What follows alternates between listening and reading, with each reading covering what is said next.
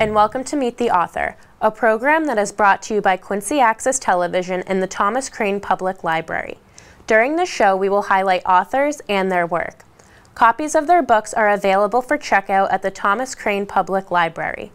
Also, the library hosts book clubs for all ages, and you can find out more information about them if you visit the library's website, thomascranelibrary.org. It's been over 25 years since the Isabella Stewart Gardner Museum heist in Boston, and a brand new book called The Museum Heist is out by author Camille Nasr. Thanks for Thanks so much. Really nice to be here. You have a very interesting background. Tell us a little bit about yourself, if you could. Well, I was born in Lebanon. I grew up in San Francisco and traveled around the world. I traveled the world by bicycle, and I wrote about that in my first book, The World Up Close. And the last few years, I wanted to talk about the heist at the Isabella Stewart Gardner Museum because it was such a great loss to our city and to the art world, and it's a crime that hasn't been solved, and we want to know where it's at. So I made up a story. I made up a fictional story, and in fiction, the good thing about it is you can solve the crime. I don't know where we will ever solve the crime, but I solved the crime in a kind of a nice way. I think it was St. Patrick's Day or the That's day right, before, yeah. 1990. Yeah, 25 years ago, yeah. Right. It still intrigues folks even to this day because is it still, as to your knowledge, the largest art heist ever in the history of the world? Right. Yeah. It's right. It's if you had those paintings and you took them to Christie's, you could probably get $500 million for it. There's never been a robbery to that scale. Mm-hmm. But equally, those pictures are only worth what the reward money, $5 million, because you can't do anything with them. You can't take them to Christie's. You can't take them to down the street to the local gallery. Right. So why haven't they been turned back? This is the question, right? Why did they take them in the first place? Yeah. Right. Yeah. Why did they take them? Yeah. And there are a number of theories about that. Mm. One of the theories is that they were taken to get somebody out of prison, and we could talk a little about that. Mm-hmm. Interesting. But in my book, so I just kind of, as I said, I made up this delightful story. It features a police investigator who's kind of a fumbling Columbo type character, but very sharp. Mm-hmm. And the person who actually finds the paintings in my story is a classical scholar, so I get to talk about one of my favorite subjects, which is classical Greece, and of course about art. Interesting. Yeah. Now, are there any facts in the book at all when it comes to this particular story? There are. Oh yeah, there are. So, yeah, I don't distort the facts. Okay. But then, from the original facts, I make a story out of it. Okay. So how did you research this particular work? Did you talk to investigators involved in the case? Yes, I did talk to investigators. In fact, I was just telling somebody that about 2.5 years ago, one of the lead investigators told me personally, said, "Oh, Camille, the case is almost solved. Mm-hmm. And it'll be a matter of months. We're going to go down to Philadelphia and collect the paintings." Really? Yeah, it was like almost, they almost had it. And the FBI thought that they did have it. Yeah. But they were wrong. What's your particular theory, especially after researching this work? My theory is that there were a couple of thugs. They didn't have much of a plan. The paintings are they're dead. I think everybody knows that whoever the people who were involved. There were 3, 4, 5 characters who seemed central to the story. They're dead, and their secret is in the grave. Really? So, and there's the paintings are lost, right? If there was a gang that did it, they would have turned up by now. The paintings are lost. There's a chance, God forbid, there's a chance that they're destroyed. This has happened with other art. There was a famous museum heist in Rotterdam, and they took a Picasso, a Monet water lily, a Matisse, several paintings that are worth about $50 million, over $50 million. The police rounded up a gang of Romanians, and the mother of one of these people had the art in her house and burned it. Really? Yeah. Okay. Yeah, so, I mean, it's... so we may never know then. We may never know. The fate of these works. Yeah, and it's such a, as I say, it's such a tragedy. But there are other possibilities that they might still be out there somewhere. So let's just hope that they are. Interestingly, your first book, The World Up Close, you wrote the year that the Gardner Museum heist took place. That's right. Yeah. Yeah. Were you inspired by that then, or did this something develop over time? No, it's completely different. No, I was inspired by the Isabella Stewart Gardner Museum because it's such a beautiful museum. It actually is. Yeah, and there was something that really really struck me about that is that Isabella Stewart Gardner, it was her house. That's right. And she decorated. Yeah. She had a lot of money. She decorated, but she did something really wonderful. She just opened her house to the public. And this is she could have bought a yacht. She could have done what a lot of rich people do today, which was spend money on herself. Right. But she opened it, and it was free. She opened it to the public, and gave us this wonderful space to use. And I was really inspired by that. And in fact, the character in my book wants to do something similar. He's inspired by her act of generosity, and he wants to open a museum himself. And because he's a classical scholar, he wants to open it dedicated to Pythagoras, who he thinks is the greatest philosopher and teacher. How much does the character, I think it's Paris is his name. Yeah. How much does he reflect you, Oh. Camille? Well, there's obviously some little connection there. Oh, by the way, he falls in love with a woman at the museum. So her name is Helen. So it's Helen Paris. There we go. Okay, very good. Yeah. So you have an adventurous spirit to you too. Yes, that's right. So out of that tragedy, that great tragedy of the heist, and as I say, it might end badly. I tried to make something that was positive out of it, which was a story that we can use. Tell me about the cover art. Who's the woman on the cover? Oh, it's just somebody who designed the woman. I thought it was a little bit intriguing. Very much so. Yeah. There's a bit of aura and mystery to it. Yes, that's right. Are there other heist books in your future? Yes, this is a series, the beginning of a series. So all I've published so far was nonfiction books, and now I'm beginning a series. This is it's called a cozy mystery because it's fun and it's easy, and there are no murders and violence and things like that. And there's going to be another one about classical music coming up soon, and another one after that. So it's a group of 3 based in Boston. So there's a lot of Boston in here, you know. The public garden, the Back Bay, the whole world, art world. The person finds the art in the first chapter, and then he uses his knowledge of classicism to discover who did it. Interesting. Yeah. Which I found curious that he brings the work back to the scene of the crime. That was very interesting. He finds it in New Mexico and brings it back to Boston. Well, he has to bring it back in order to get the reward. He uses the reward money and his ability. He was, by the way, an art forger, and he went to jail because he forged some classical art. And he did it as a lark. He made it. He didn't do it for money, but anyway. Okay, and as I recall, that was part of the original investigation too. Was they had an art forger as a suspect, at least? Yes, that's right. That's right. There were all kinds of theories about who did it. I mean, it was the Corsican mob. It was Canada. It was the IRA. It was the FBI went to Tokyo. They went to Mexico. It was all over the place about who did it. They had thousands and thousands of tips. And recently, earlier this this year when they released this video showing the day before where someone had come in. It took them 25 years before they viewed that video. When they released that video, they had other hundreds of tips, dozens of tips about who this person is.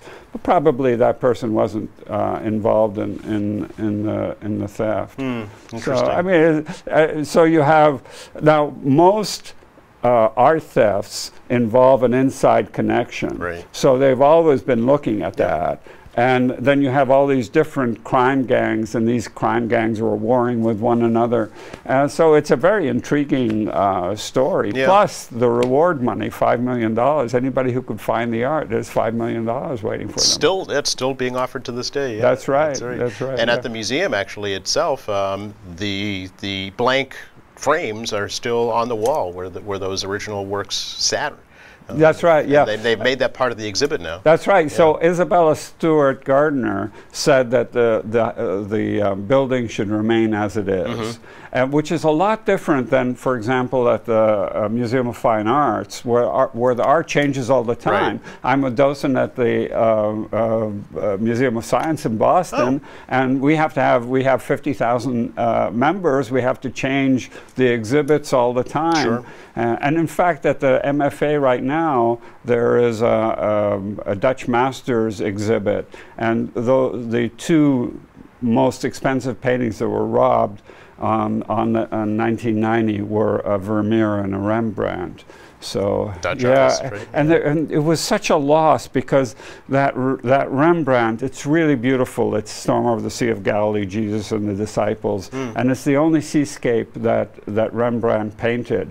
And the Vermeer, I think there are only 34 Vermeers that exist, and they're both really beautiful. The way Vermeer uses light, and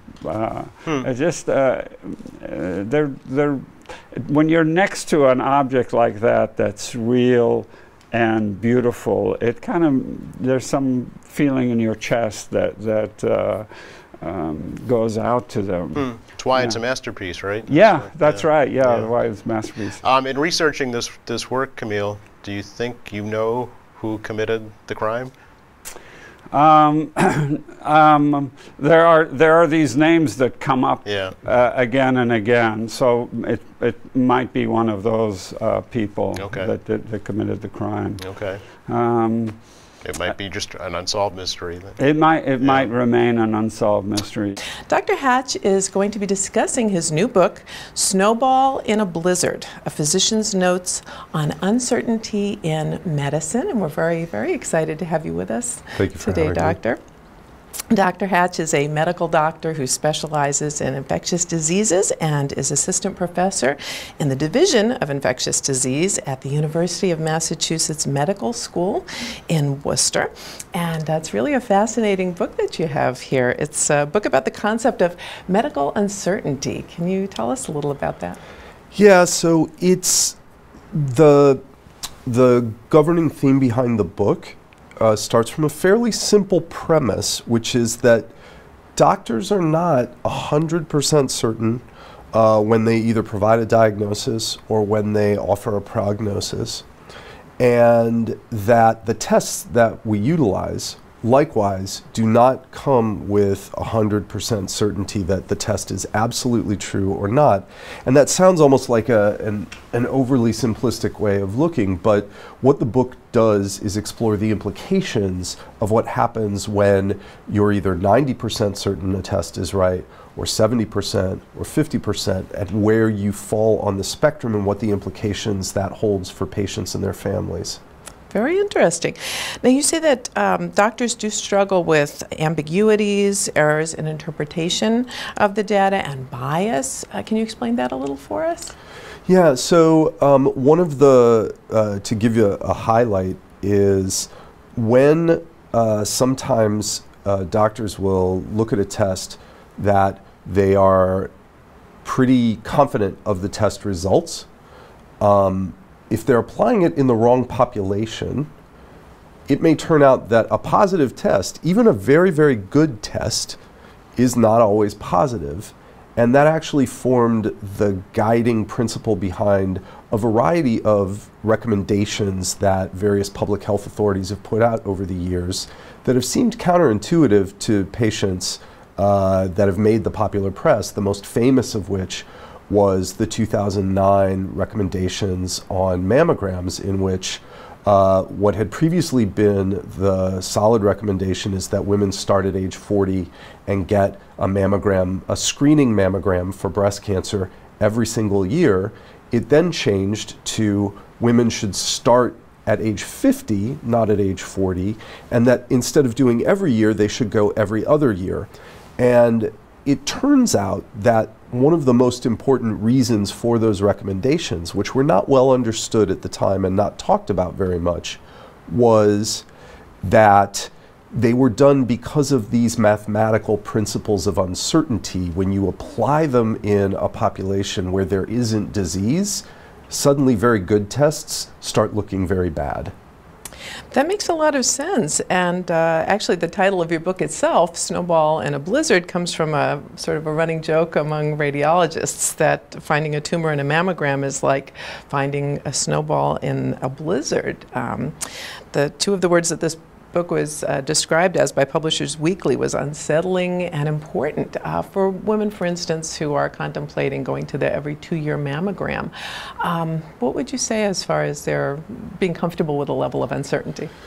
I think that one of the most important things, one of the most important goals I had in the book was to try to shine a light on the area of uncertainty, because the 2009 recommendations, which was really kind of for me the starting point of when I felt like I needed to write this book, was that because people weren't familiar with the statistical issues, they resorted to previous narratives and ways of understanding. And the simple way of understanding it, if you don't have a sense of the statistics and nobody's out there really trying to explain the statistics and why these recommendations are what they are, the narrative is that doctors are trying to take things away from you, and that doctors actually care less about your care by doing less testing. And in fact, when you get into the weeds on those recommendations, I think that that's actually the opposite, and that what doctors and what this body was trying to do, the Preventive Services Task Force, was trying to cause less aggregate harm in the long run. But that didn't get talked about a great deal, and so people fell back to a very easily understandable way of trying to make sense of those recommendations. Exactly. There was a lot of outrage by both physicians and patients regarding the recommendation. But you mentioned in your book that honesty and humility are two very important qualities in a physician, that people should not be alarmed by their physician saying, you know, I'm really not sure, I don't know, or we need to see.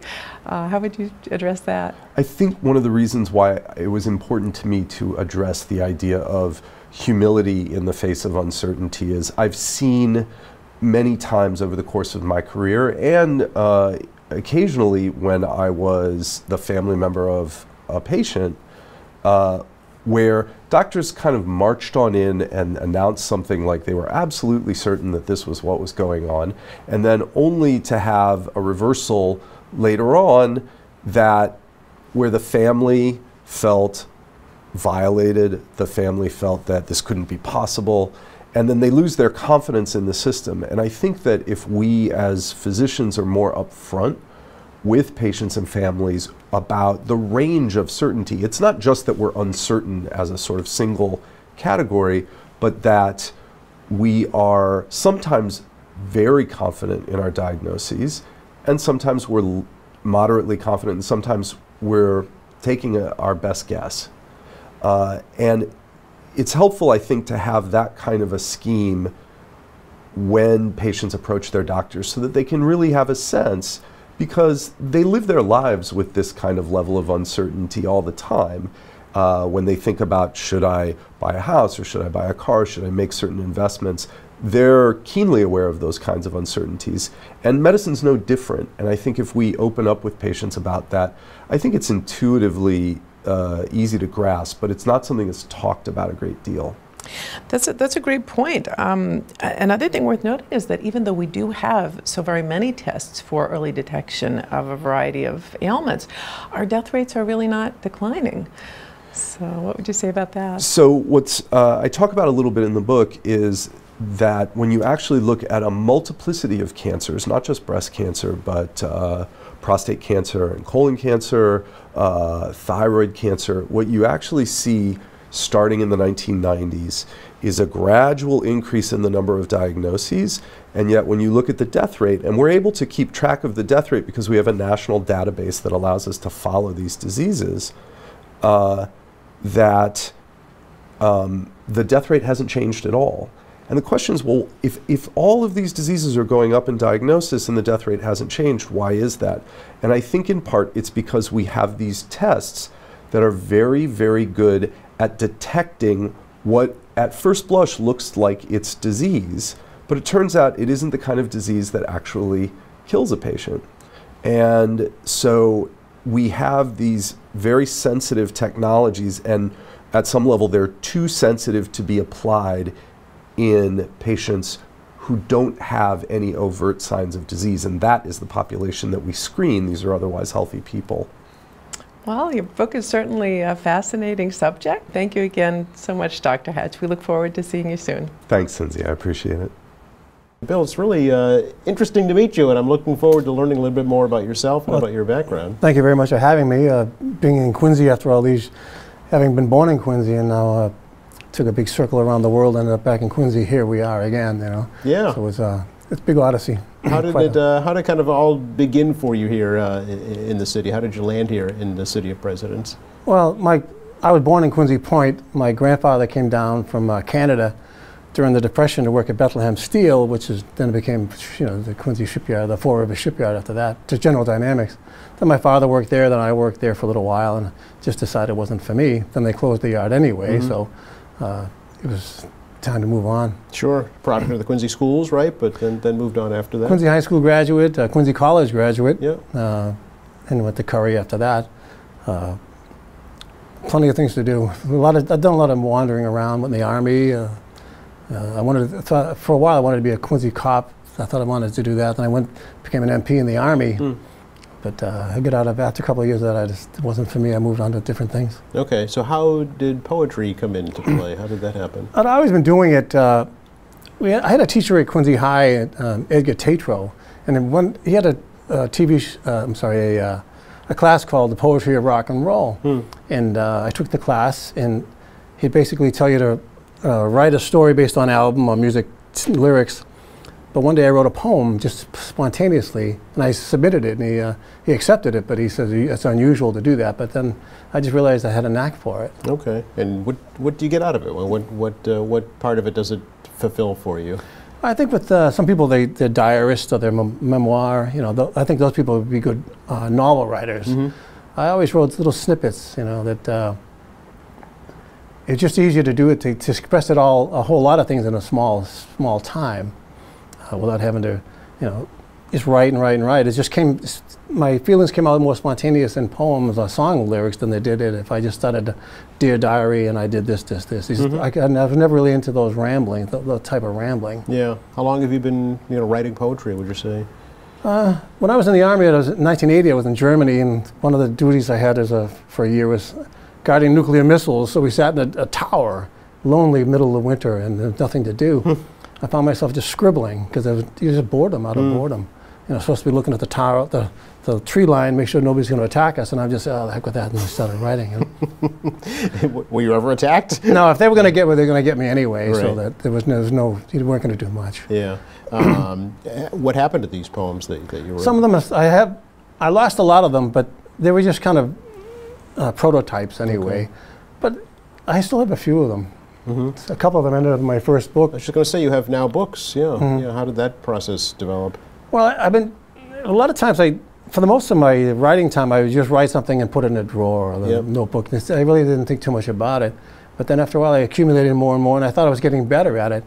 So I started going to some of the open mics where at first as a spectator, but then later on I said, well, somebody prompted me to say, get up there and do something, so I did. And then I said, well, this is all right to get up and say, you know, it's kind of like not an invasion of your privacy, but it's you laying yourself bare for basically strangers. Take a deep breath and just get up there and do it. So I found that it was okay. Then the more of them I had, I said, my friend Steve Rapson, who helped me put up the first book, said we should put this together. He said, and I did. And after that, it was just seemed to come pretty easily. Okay, so the books, are they a series of collections, or is there an actual storyline? Well, the first two, the Watchmen and the American Icon, I had to prompt myself. They're basically whatever struck me in the moment. Okay. But they're pretty broad spread of different ideas. But the last one has just come out in this June, The Four Rivers, based on growing up as a child in Quincy Point, the son of a parent who was working at the shipyard, and that life that surrounded us at the time. Okay. So do you have kind of a message or a goal that you'd like folks to take away from your work? At the reading at the Quincy Historical Society, and a gentleman come up to me with his granddaughter, and she was beaming. She's a teener, and she wanted to be a poet, and she was just staring at me like idolizing, like, wow. It became not just a person who was writing a book, but actually a person standing in front of you, a regular person. And they asked me how she could go about doing it, and I said, just basically stick with it, you know. I know it's kind of a trite thing to say, but it's funny. I remember a couple of weeks ago I was watching something on Carl Yastrzemski and how he had this one great year, and then the rest of it was just plodding. And basically that's how it is. You might have one good little success, but the rest of it just is the grind. And at the end of it all, you have a body of work.